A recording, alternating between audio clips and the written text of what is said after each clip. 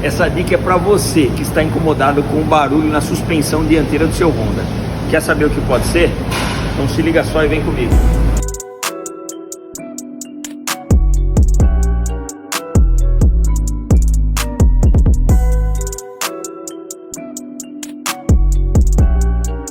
Bom galera, esse aqui é um Honda Fit 2010. A gente já pegou um outro caso de um 2012 também. E eu falei Honda no vídeo aí, né? Porque pode ser pro Civic ou pro City também. Mas foram dois Honda Fit que a gente identificou aqui nesse caso. Esse carro chegou pra gente com barulho na suspensão dianteira, principalmente o lado direito.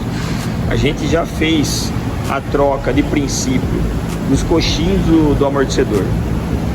A gente desmontou, os amortecedores estavam perfeitos, sem folga na haste, sem vazamento, trabalho beleza.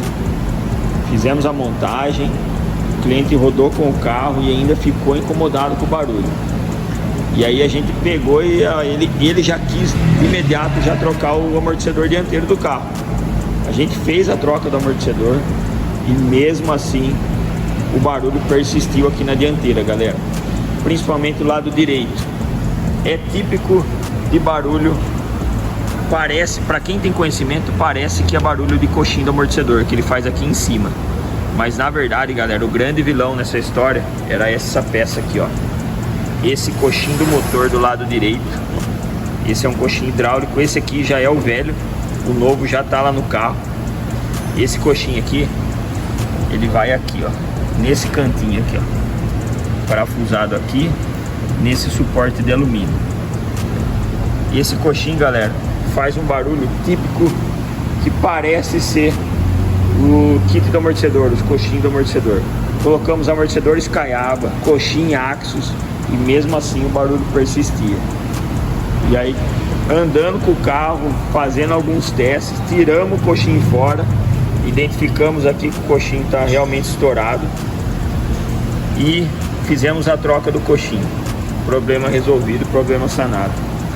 Deu um pouquinho de dor de cabeça, foi um trabalho aí que demorou um tempo, porque a gente desmontou esse amortecedor aqui por 4 ou 5 vezes e achando, insistindo que o problema poderia ser aqui no amortecedor, na torre do amortecedor, mas por final aqui o problema estava aqui no coxinho do motor desse carro.